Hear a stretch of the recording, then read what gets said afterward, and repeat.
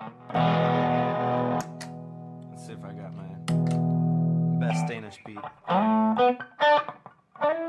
He's always playing Mayor licks. We can go get Goots for a second if we need to. Alright. Yeah, we're live.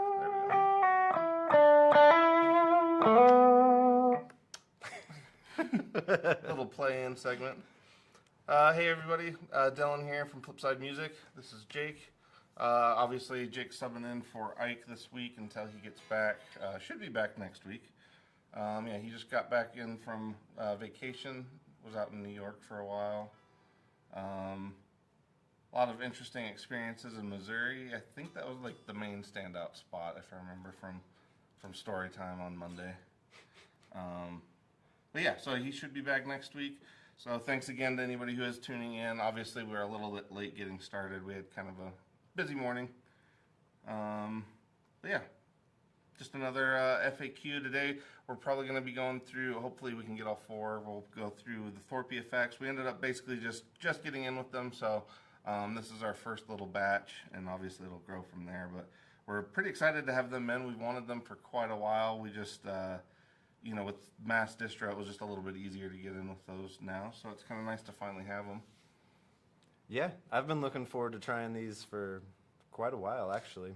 Yeah, I was gonna say, have you, like, before now, have you ever tried any Thorpy? I have not. Okay, because yeah, I've tried a previous version of the Dane when we had one used, but I think that's my only experience with Thorpy. Ike has actually talked to the owners a few different times. There was we actually had a kind of an interesting thing a few years back. I won't go into the whole thing because it unfortunately traipses into political stuff, even though that shouldn't technically enter in, but it does. So anyway, we had an interesting experience with them a few years ago, though, involving another builder. And so it was just kind of, after that was when we got a little more acquainted with their stuff. So it's kind of nice to finally actually have the stuff in. Oh, nice. Because yeah, I think that had to be, I think it was right around maybe when COVID was just like really getting going in terms of the shutdown.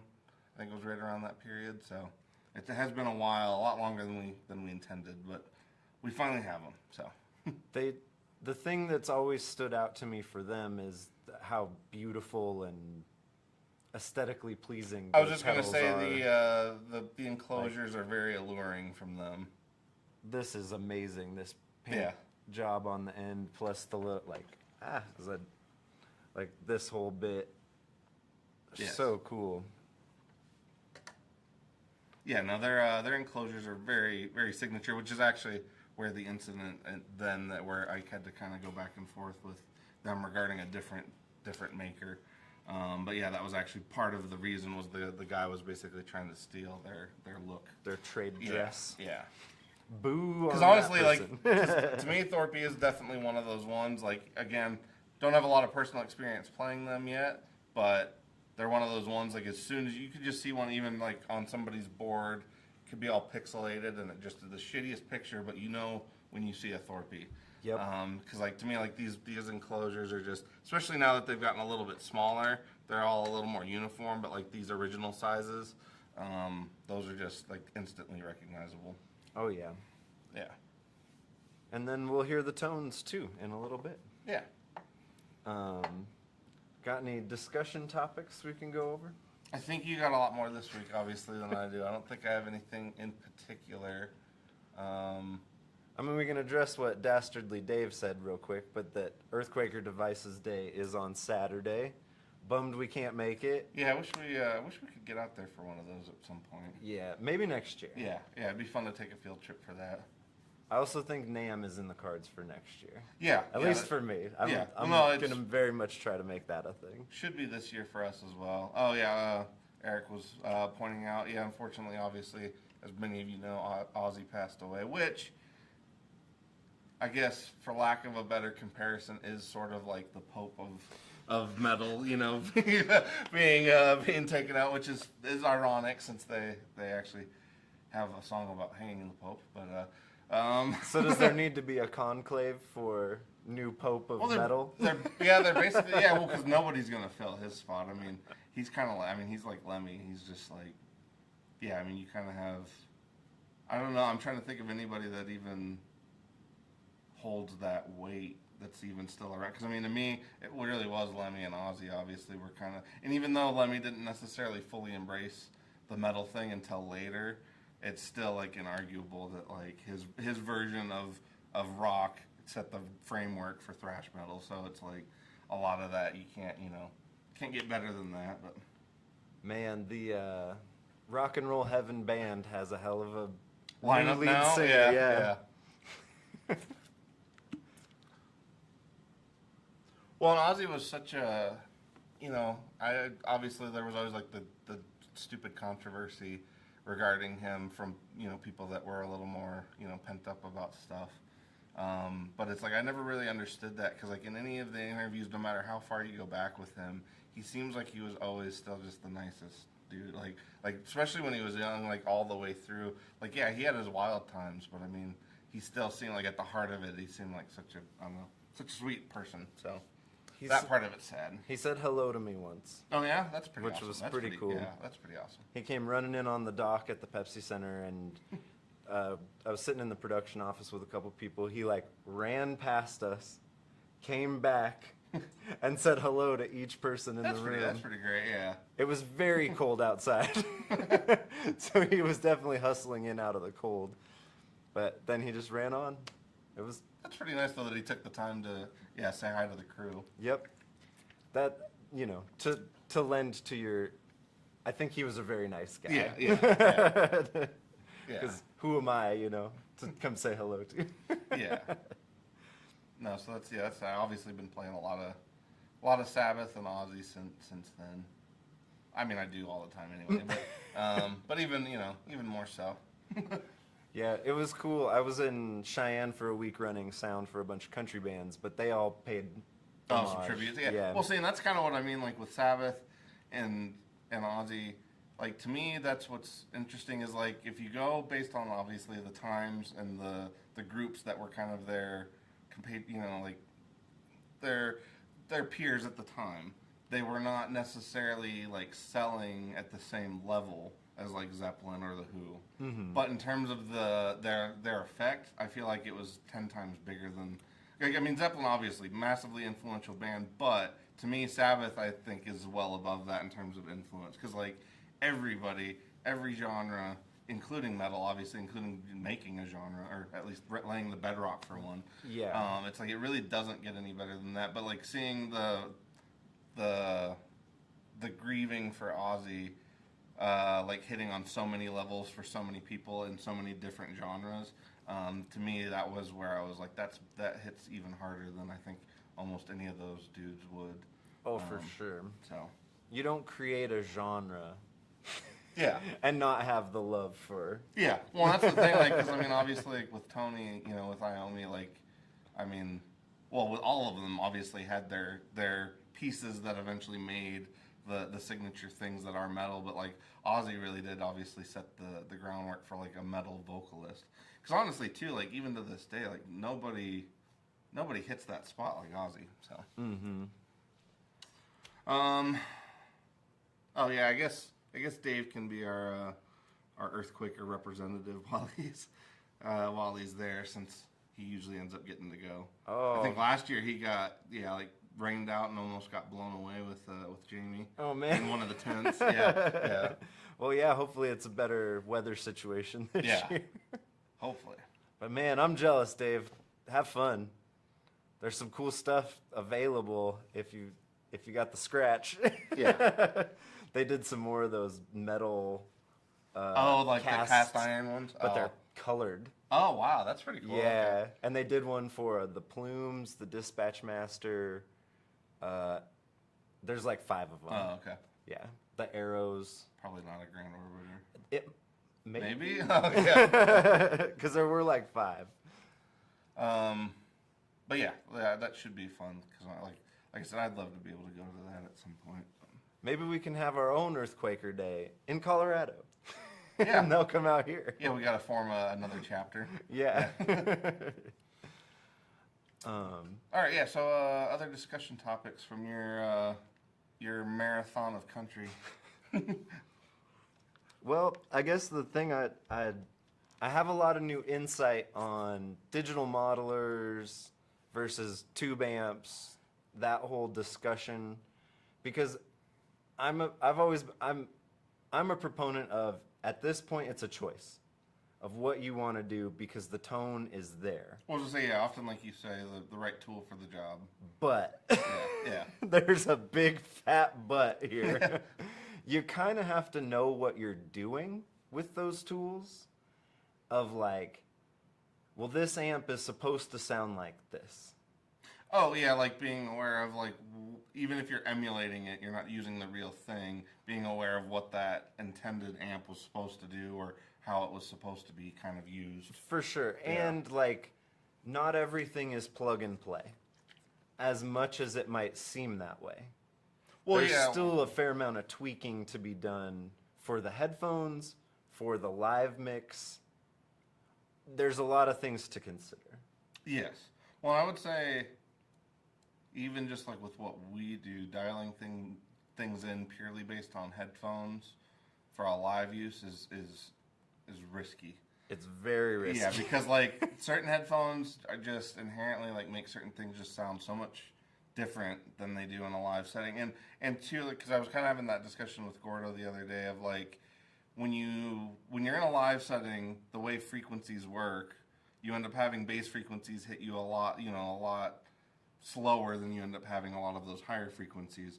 So when it comes to like amplifiers, like there's certain amps where you can start to almost feel and hear that distinction. Mm-hmm. But when you have headphones, you don't.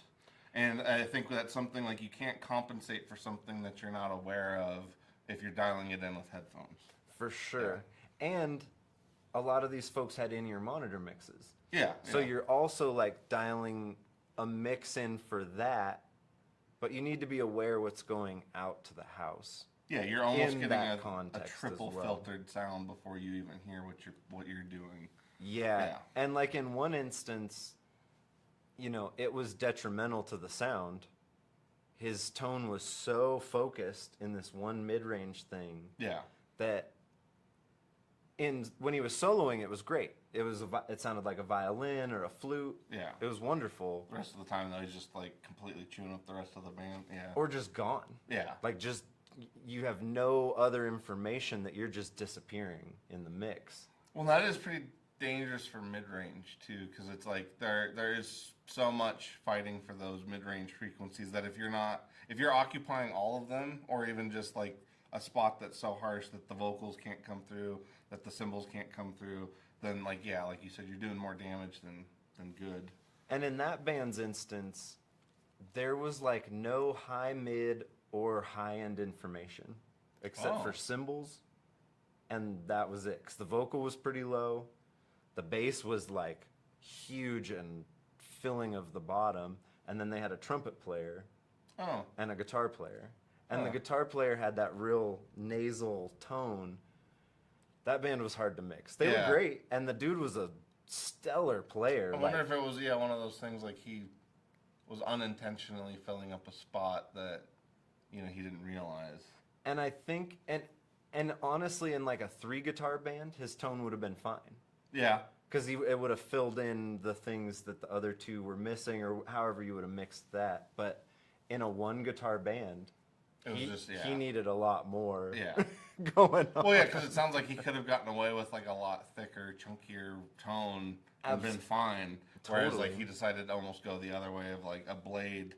When, it's like he was using a blade when a hammer would have sufficed. So. And he could have used both. He had an Ampero like digital thing. Oh, well then So he could have had the one for one, one for the the sledgehammer for the comping and stuff. Yeah. And then blade it up when you're gonna solo. Yeah. But that was interesting. I have new insight on like analog or tube versus modeler. I think if you're gonna go modeler, the whole band should go modeler. If you're gonna have a tube amp, the whole band should be all the guitars should be tube amp, because there's a melding. There's a that doesn't seem to happen very well. It's kind of like oil and water. And this isn't a fallacy. This isn't like always. No. If you can dial your shit in to be to to be cool, you know, so be it. But I think there's a wizardry to that too, of Yeah. being good at dialing in. Well, yeah, digital because stuff. it's almost like I guess organic versus GMO. Yeah. Yeah, because I mean, like you're getting into. That is interesting, though. I mean, that is interesting. I guess that you felt like there, especially with, because I feel like with country that would give you a way different perspective than like a rock band or a metal band.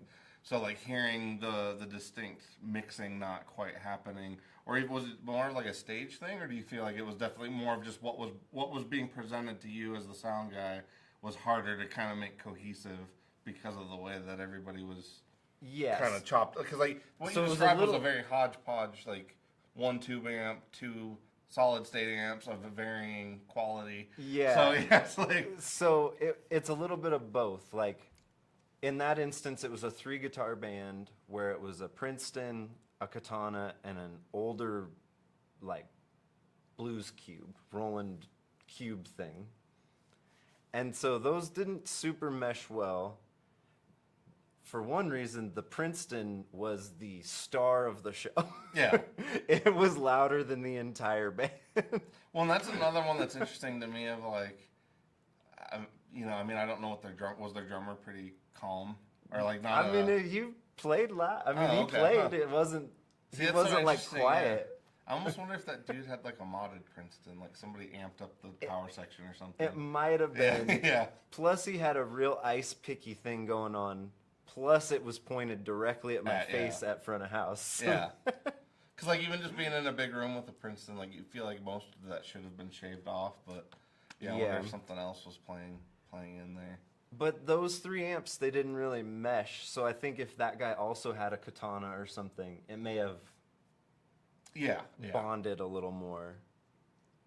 Well, and I would say you're right about that because to me, like, it's weird. I mean, we're just getting into like nitpicky stuff, being, like, because we listen to this shit all the time. But Yeah. to me, when I do hear bands trying to mix the two, I feel like it doesn't necessarily work because a lot of times tube amps just have a physical presence that's just not there with solid state stuff. Like, and there's obviously there's a wide range to what the solid state stuff encompasses now, but to me, like, it is really strange when you end up hearing that, like you said, like a tube amp just dominating the mix when technically the other, like the Katana, for instance, it's like on paper the dude technically had more volume, but like something about the way that it comes through doesn't necessarily. It doesn't have the same presence in the room presence.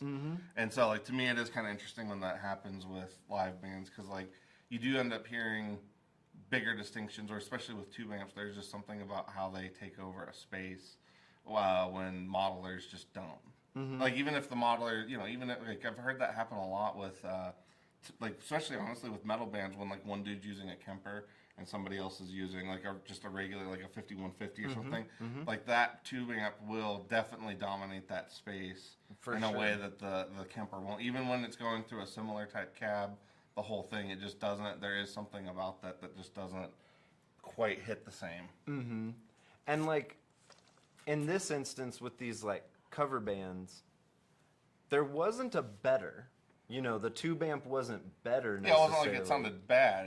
Yeah, and the people going direct who had their stuff dialed in, it really sounded good. Like coming through the PA and doing the thing. So it wasn't, better or worse. It was just different. Yeah. Well, and that's sort of what I mean of like, Yeah. I guess to me the differences become more apparent when you introduce the contrast. And it's just like when you're recording, it's the same thing. Like when you hear a tube amp directly, like you hear a recording of that and then you hear a recording through a solid state thing, like the solid state thing is fine, very usable, but it's just one of those things of like something about the tube amp is just what your ear wants to kind of hear. And then you put that in a live context, you're automatically giving contrast right away. For so sure. I think that's where like those things, like you're right, like if everybody's solid state, that you can kind of put everybody where they need to be in the mix, whereas like with a tube amp in the whole group setting, it's just going to dominate versus the other two. And that is pretty interesting too, because I mean, you got to hear a 3 guitar setup, so like that's a pretty good in the real world, scenario. Yeah, So yeah. like that's pretty valuable to pull from. And the thing is about the Roland amp, it was so old that its tones weren't up to par Okay. with the newer stuff Yeah. either. So like in that context, the Katana was beating it because it was just newer technology. Yeah. Well, and the Katanas, definitely a much more neutral starting. Because, I mean, the cubes sound great for what they are. It's just that they, to me, like a lot of times their range is very focused. Whereas, like, the Katana is definitely a more like, neutral, kind of flat starting point. If you need it to be. Obviously, you can skew it into, wherever you need it to go. But I feel like it gives you enough of a blank canvas that you can kind of be a little more neutral. But then there was like another band that went all direct. I think they even had like cheap stuff. Like the guitar player had something sub $100 multi effect. Like a Line 6 pod kidney. Well, it wasn't. It's funny you mentioned the Line 6 because the bass player loves his Line 6 Go pod. The newer one. Well, yeah, it's funny. He was like swearing by I that. was gonna say, And his tone was great. Yeah, bass players love that, but it is kind of funny because like the guitar one has not taken. Like we sell the bass one left and right. Mm-hmm. But that band, that band's tone was really good. It was really dialed, and in that instance, I really didn't miss. It wasn't like, oh, it'd be so much better if you had a tube amp going. Yeah. It was like, no, this is being presented like a band. It sounds really good. It took them 5 minutes to set up. So, yeah. Good, yeah. Yeah. Now again, I would say, I wonder. It's got to be that immediate comparison that makes it change. Yeah. And again, too, I think it is more what your ear is accustomed to hearing versus, an emulation of it. Mm. And then the last day we had another band that had, deluxe and a bass breaker. Their tone was great. Mm-hmm. That was awesome. And like it sounded cool, but it wasn't any better than the direct stuff. Yeah. In direct without a direct comparison. Yeah. But it was a fun week. I definitely learned a lot. The Dumble, did we talk about that on the stream? We didn't as much, in terms of, I can see what you were kind of saying of like the right tool for the job. And again, if you were a guitar player that's kind of doing more of the soloing part, or if that's like your main duty. Yeah. So for context for the folks, like what I kind of determined over the week, because 2 people used Dumble-y type amps in a band context, was I think Alexander really was trying to make a voice for these guitar players who were the voice of their projects. Yeah, and each one, as far as I know, was obviously tailored to the person, which makes it even different because like the inherent changes from one person to another, and what you want to emphasize because of that can change pretty drastically. Mm-hmm. And so like in a band context where you're trying to be a cover band and cover a lot of territory, maybe the Dumble isn't the right tool for the job. I would say a Dumble is not. Yeah, a Dumble is not a Swiss Army knife by any means. Yeah. No, I would say in that scenario, like you described, like that is where Fenders like are hard to argue with because like they take pedals well, they kind of fit. It's what everybody's used to hearing already. They're just kind of a good neutral starting point that most people can get a hold of. Yep. Whereas the Dumble thing, like.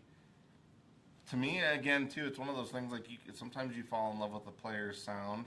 Doesn't mean that if you buy all those ingredients that you're gonna get that sound. Like it just might not be like, and you can keep loving that sound. And honestly, you can let that be an influence on you. There's no reason you can't. It's just sometimes I feel like you have to stop getting because some guys like they get really focused on like I'm gonna use this because this guy used it, and it's like it's just not always gonna be like you might think it's the thing, but it might not be. So. Well, and as good as that tone may be, maybe it's not the right thing to play Shania. Yeah, exactly. Because, arguably that guy with the Seriatone amp had the best tone of the week. Arguably. Yeah. Mm-hmm. But did it fit in his band quite right. I don't know. Yeah. And honestly, I'm gonna say no. Well, that is something from a live standpoint that I feel like that's really hard, because like when you hear bands and you hear like everybody working in the band as a unit rather than one person trying to do like this distinct thing within the band, like that is a big difference. Because like I've seen, you know, a fair amount of bands where like you have one member that's like just trying to do this thing within the context of the band. He's not necessarily working with the band. And like that's because like when you hear a band that where everybody's dialed in to their specific spot, it's like that shit's the best. And you know, don't get me wrong, that band was really good. Yeah, They were tight. They were one of the better bands of the week. Yeah. But I kind of wish he had a deluxe. Yeah, something a little snappier. Yeah. Yeah. But yeah, it was Yeah, definitely food for thought. definitely an interesting new insight to all that stuff. When, you know, my main gig, I get to hear big ass amplifiers turned up, Yeah. doing their job. So it was definitely a different thing, taking things direct and being a lot more in control of their tone. Well, and finding out how those things factor into what you do is pretty interesting, because like having that many things, like you know you ended up getting like a really wide group of test subjects for that scenario, which is interesting, because like I said, a lot of people would never really be able to sit down, you know who's going to have 11 normally who's going to have 11 days of mixing bands to be like, okay, this works, this doesn't work, this is really bad, this is really great for this but not for this. So like, yeah, I think it was definitely sounds like a good experience for that part of it, and in a context like you said that wouldn't necessarily be your everyday cup of tea. So Yeah, it was definitely eye-opening in a good way to hear and see these things in a context that I'm not super familiar with. Yeah. And the like touring, the working, how do you, like the cover bands? They're like working bands who tour around and have very specific needs. Yeah. Of like, well, no, I need this to fit in my backpack. Right. Because we're gonna have to fly at some point. That, or they only get like a 10-minute setup time because there's like, you know, 30 bands on the list or whatever. Yeah. So, yeah. But yeah, it was a fun week for sure. And I met everyone that I met and worked with was super nice. And hopefully some of them are tuning in, because I gave out a lot of stickers and chatted about a tone a lot. Yeah. But should we get to the pedals? Yeah, we should. We'll probably end up, obviously we started late, so we'll probably go a little late, but yeah. So for anybody who's just tuning in now or missed the beginning of it, we were basically just saying at the beginning that we just got Thorpy in. We've wanted them for a few years now, but we finally got them in, so it's kind of nice to finally get to play some of them. I think I don't know if it's Hanami or Hanami. There's a lot of ways you can go.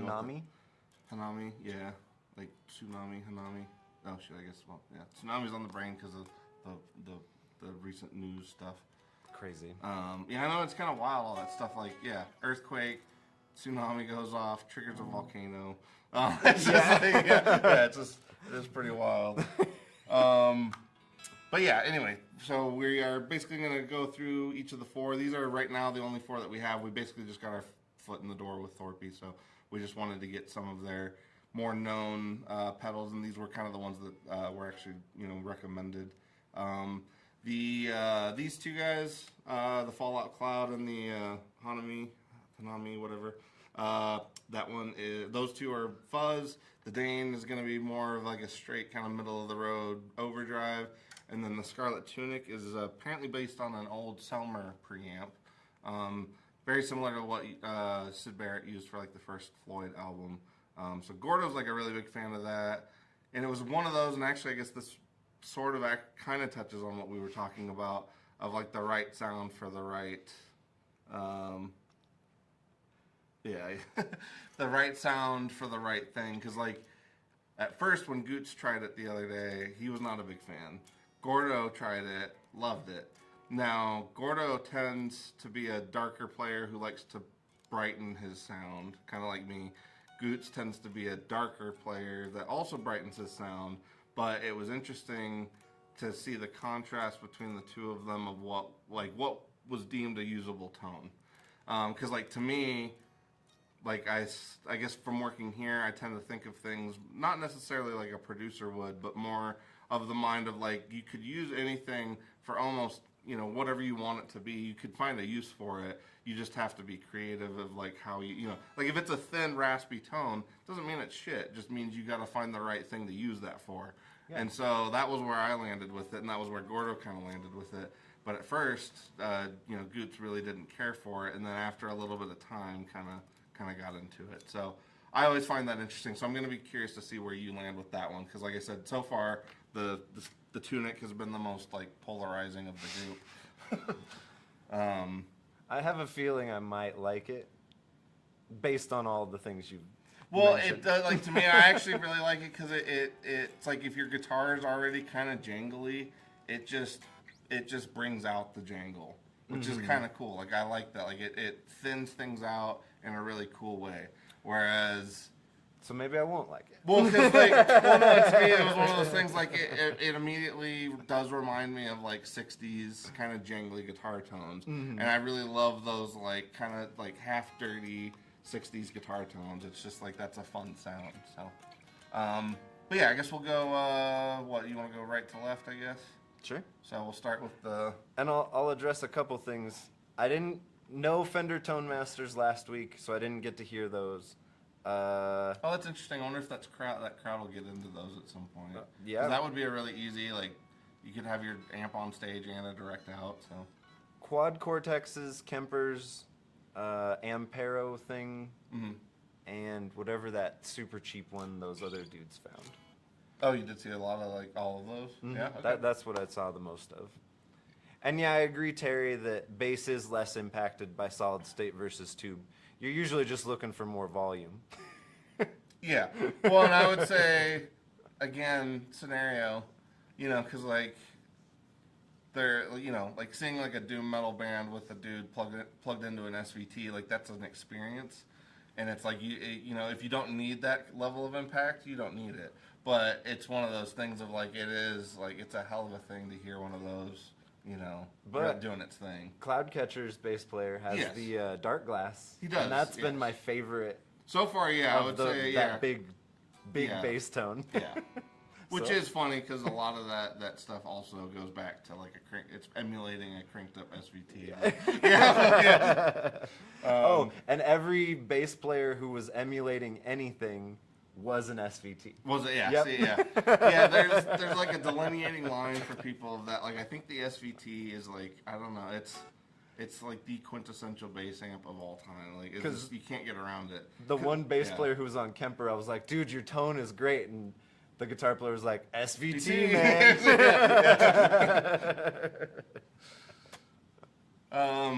All right, so yeah, let's get into it.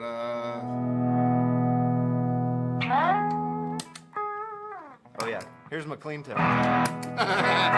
There's your clean tone. All right. One more clean tone.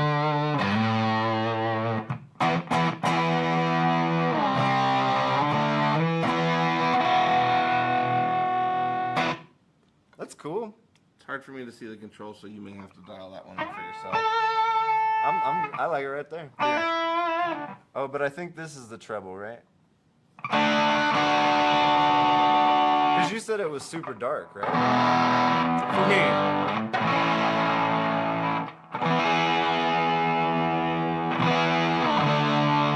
Yeah, I am on the treble pickup, and it's pretty dark, but that's right in my wheelhouse. Yeah. That sounds pretty damn good.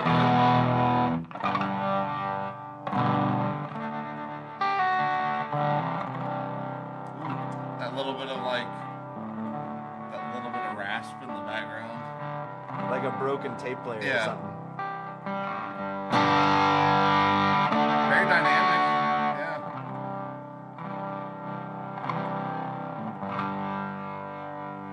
That's actually pretty good. Sounds great. You know, it is funny too, like I gotta say a lot of times our experiences of going like through the Rev and through like a 212 is different than I just don't know if I'm ever gonna be a combo guy.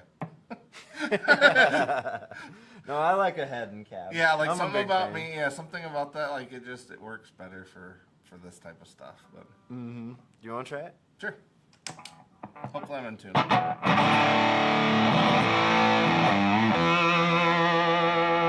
So different. Yeah.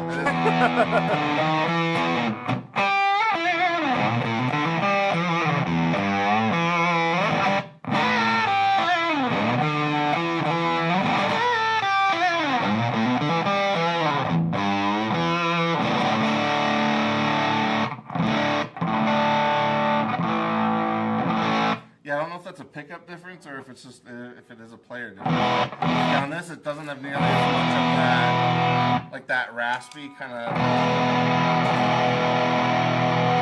Sounds fuzzier.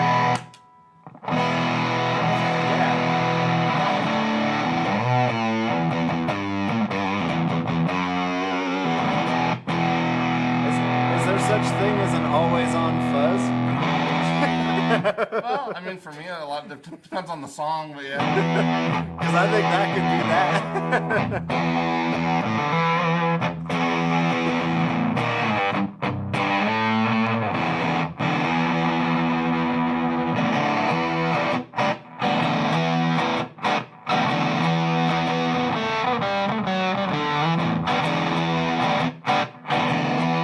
I like it. It's very quiet, like when you're not. Yeah. Like it's very reined in. Like it's gated, but not in a. Without being like clamped yeah, down. like it's not cutting you off. That's cool. Yeah, it's actually really good fun. And honestly, I'm enjoying that more again through this setup than I did through the deluxe. So, yeah, I was just say if you want to play it again, because it does sound different with that one. It sounds fuzzier with your guitar.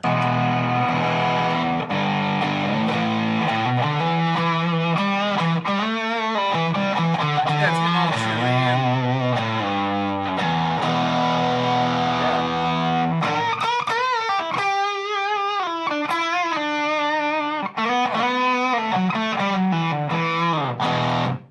Yeah, that sounds really good. Yeah. Is that top part boost? Is that what that says? It says boost. Oh, it's like a front end boost.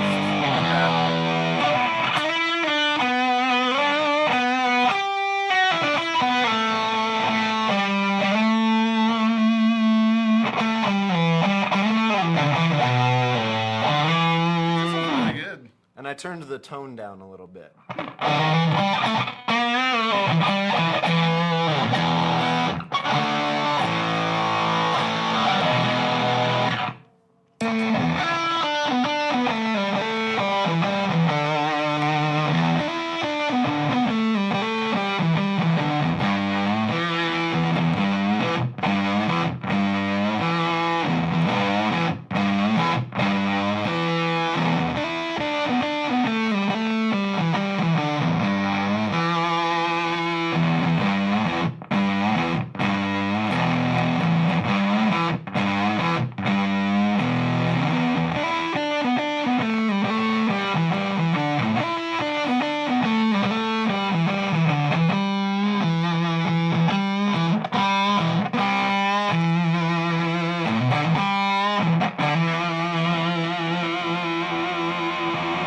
I really like it. That's really good. Yeah.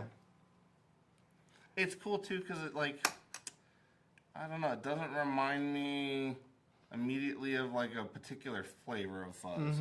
It's like, it's not necessarily like wildly new, but it's definitely not like just the same old thing. So Yeah. I like that. The like how clean it is Yeah. really like kind of getting me. Yeah. Like- Even like then, I'm I couldn't full- tell who's on, like when you're playing. Yeah. Like that should be humming. Yeah. Quite a bit.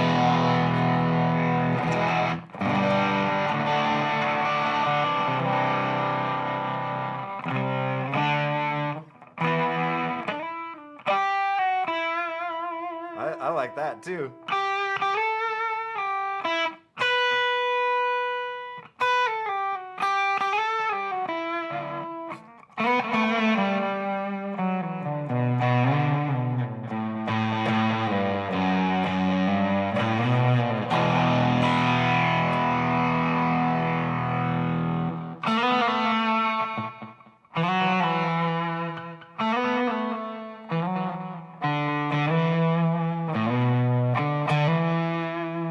do have the Avalanche run, just adding a little sauce to the mix.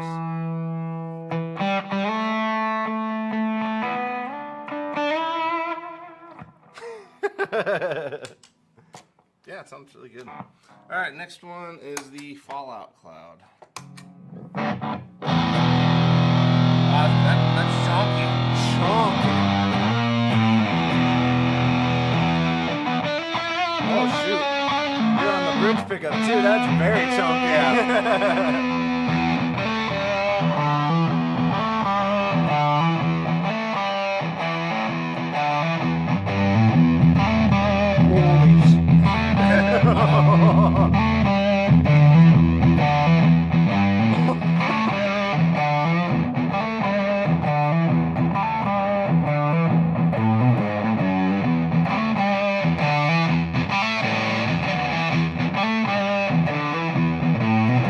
Thanks for joining us, Eric.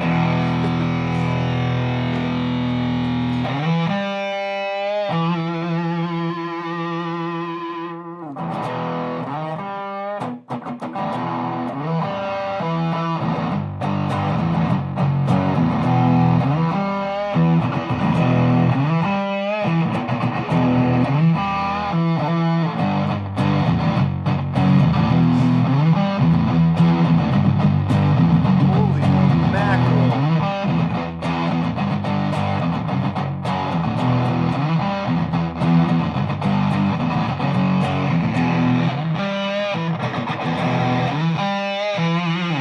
Yeah, go ahead. Damn. Yeah, that thing's big. But not as chunky over here.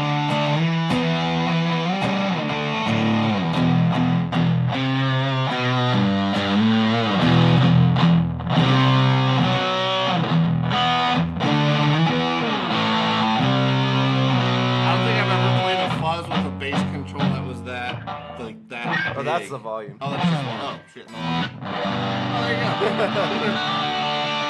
Bass is I can't see bottom that. right. Okay.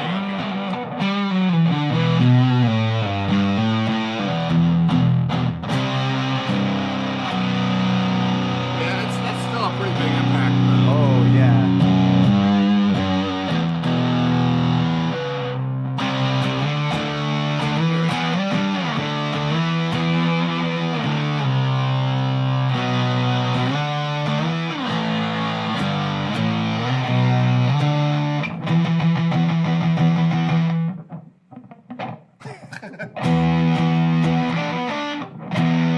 Oh, pyramid. Ah.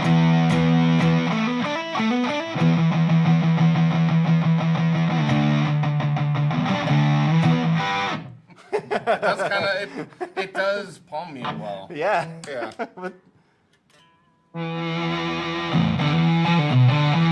that humbucker has some serious heft to it.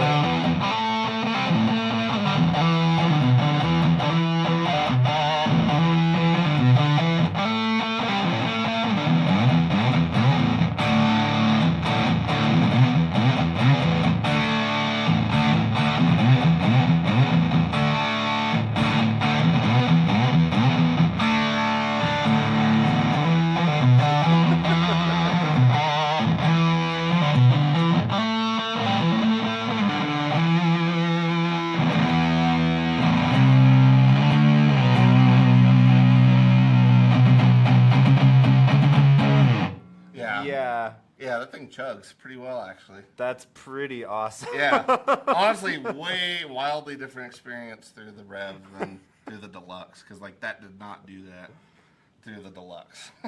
This is my favorite amp. Well, especially for demoing pedals, I don't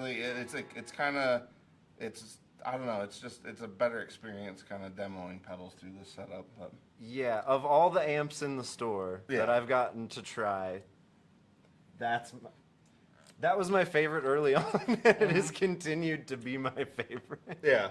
Well, that's like Ike really loves them too, and it's interesting to me because like he usually really likes kind of a little bit more Fendery amps, but I think because we've played it so much for pedals and stuff, like we both are like it's just such a good way.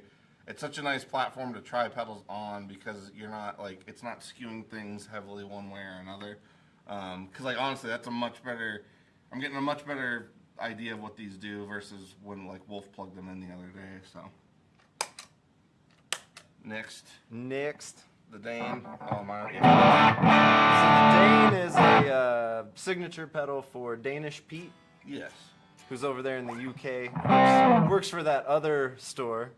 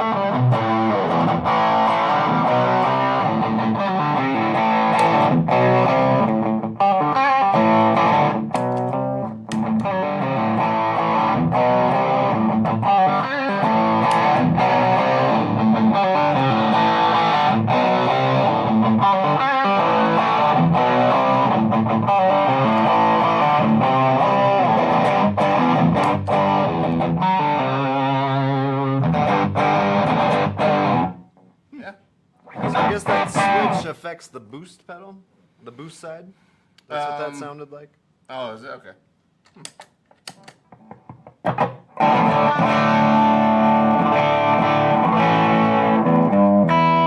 Like it opens up the high end a little bit.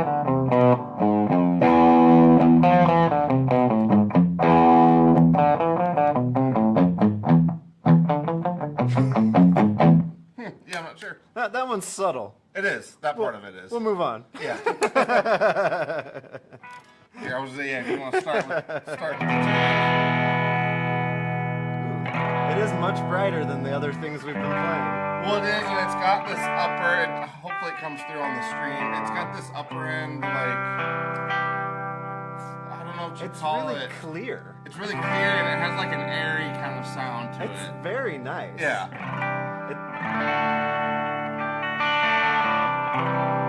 I mean, talk about sitting in a mix well. That's Well, gonna that sit was- right on top. That was what Gordo and I both thought. Whereas, like Gooch, I think usually likes things that are kind of mellow, and this isn't definitely not mellow. It's punchy. Yeah. It's very crisp. Even for clean. Like it's crispy. Yeah. Well, and these switches end up making a pretty big difference.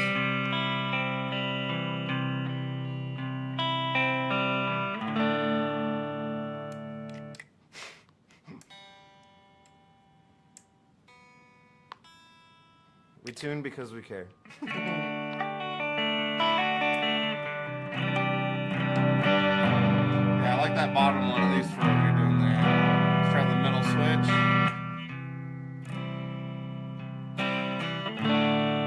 Ooh, okay. That kind of added a little chewy. Yeah, because that's just kind of almost more volume there. That adds like a little chewiness to it. Last one, let's see what this guy does.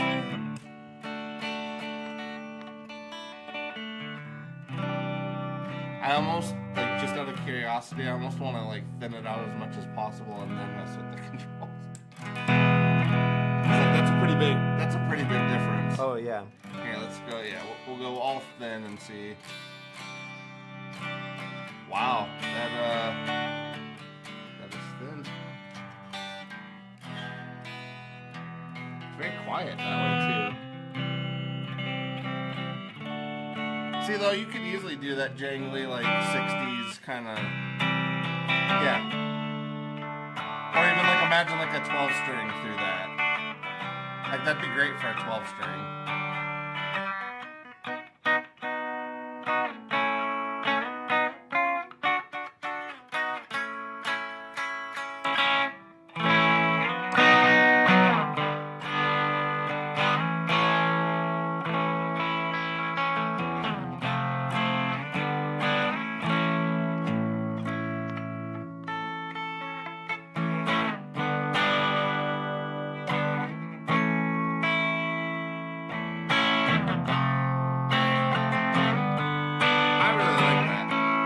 Totally yeah. like the Birds. Yeah, see, Jake knew exactly what yeah.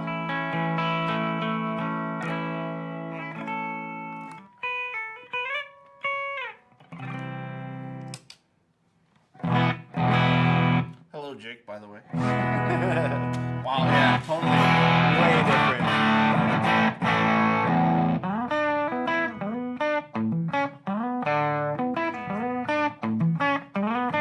Unfortunately, I don't know any I don't know hardly any. I don't know any Floyd songs, but Like See Emily Play or something.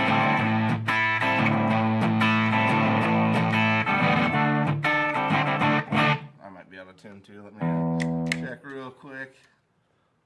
I like this a lot. There's a lot of versatility there. Well, I was gonna say, yeah, it's got a pretty wild range just on some of those controls. And there was a couple moments there where whatever combination of things you had, I was like, oh, I would use that tone. Yeah.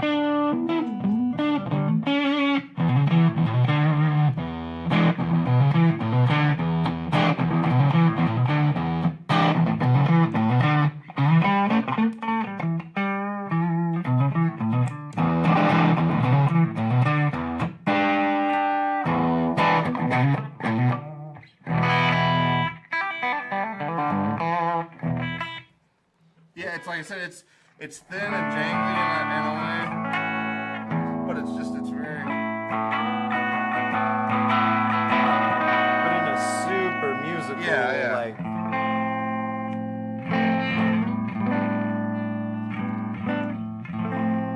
That would be a great studio tool.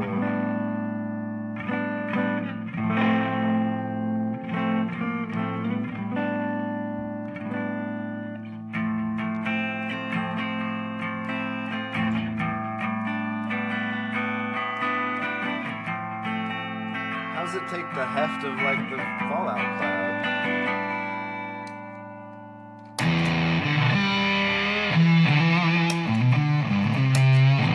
Oh, it brings all of that like brightness back.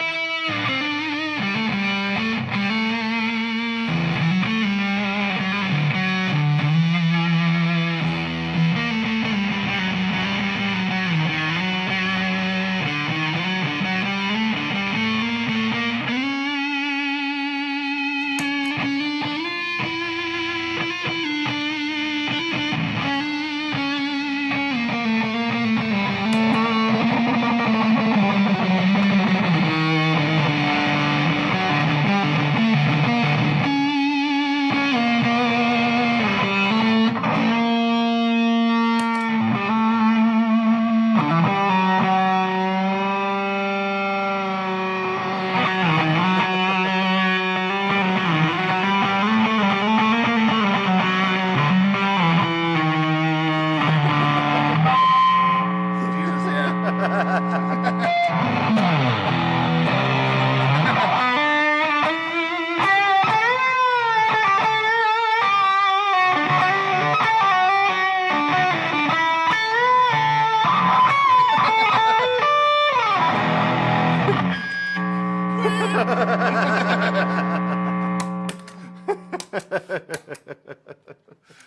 But yeah, honestly, this thing is great. Like, it's, you wouldn't think of like buying something. I don't want to say subtractive because that makes it sound negative. But in a way, it's like it is pulling out a lot of the useless stuff. Mm-hmm. So it's like when you did throw the Fallout into it, it's like that was a really nice kind of preamp curve to that really brought it out. So that was pretty cool. Yeah. And there you go, haunted house House fuzz. fuzz when you have 4, 5 gain stages Yeah. stacked on top of each other. What does 4 Thorpy effects on an avalanche run turn into? Something pretty epic. Yeah.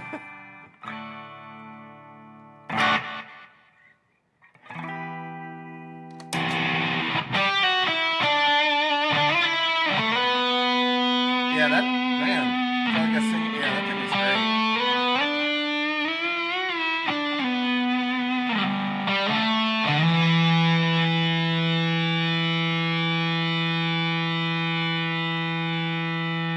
The sustain. Yeah. Don't even look at it. Yeah.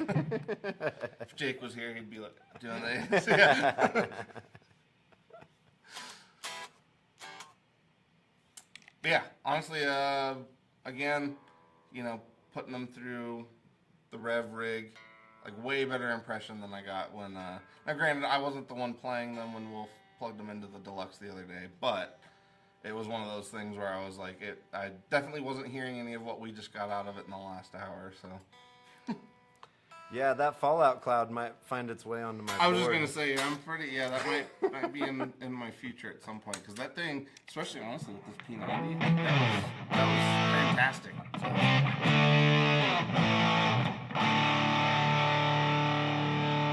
Yeah, Yep.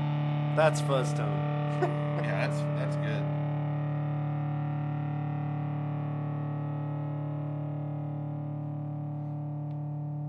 I am here though. Well, yes, but yes. I was like, are you up front? Yeah. He's like, yeah, I'm actually just outside the door.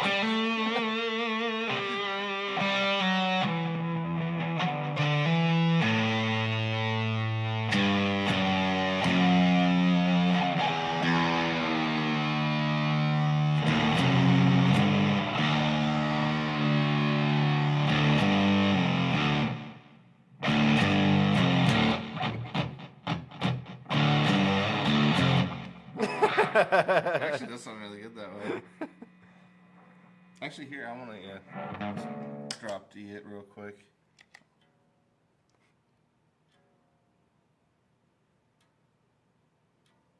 Okay. Whoa.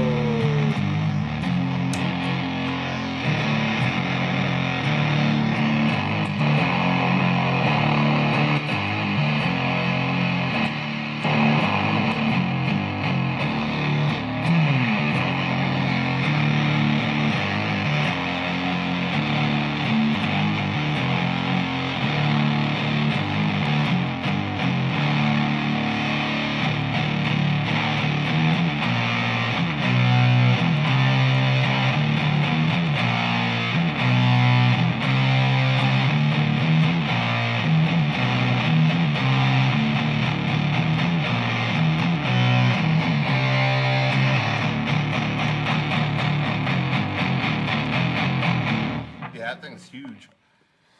Huge.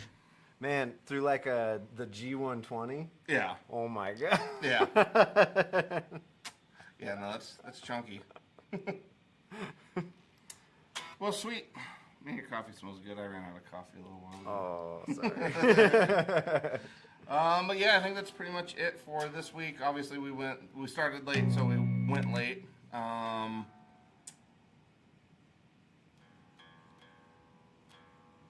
Yeah, I was gonna say a lot of that was actually pretty. Yeah, crushing desert rock out tones would definitely be easy to kind of coax out of this stuff. But yeah, so Thorpy is new to us. Like we said, basically just wanted to go through the first 4 that we ended up getting, and honestly, very impressed. Yeah. Like I said, I think not only was each one good, but it was like, I mean, the Dane I was already pretty well acquainted with. I gotta say, like the Tunic though was a pleasant surprise. Because like I said, so far that was the most polarizing, of the group. Because the Dane, like I said, I feel like that one's honestly like middle of the road enough that like, if anybody had to get along with it, you could. Yeah, Like, anybody yeah. could use it. Whereas like the other ones are definitely going to be a little more taste driven. But yeah, so thank you for anybody that did tune in. Ike should be back next week. But we'll see. Maybe, because honestly, I was going to say these have been good, so I was going to say maybe we'll figure out how to include Jacob more for hosting, because this has been pretty fun. The last 2 that we've done, so. Yeah, I've had a good time. Yeah. So yeah, thanks again for anybody that watched, and we'll see you guys again next week. I've been Dylan, he's been Jacob, and Ziggy is over there. He's not making an appearance today, apparently. And we'll catch you On the flip side. on the flip side.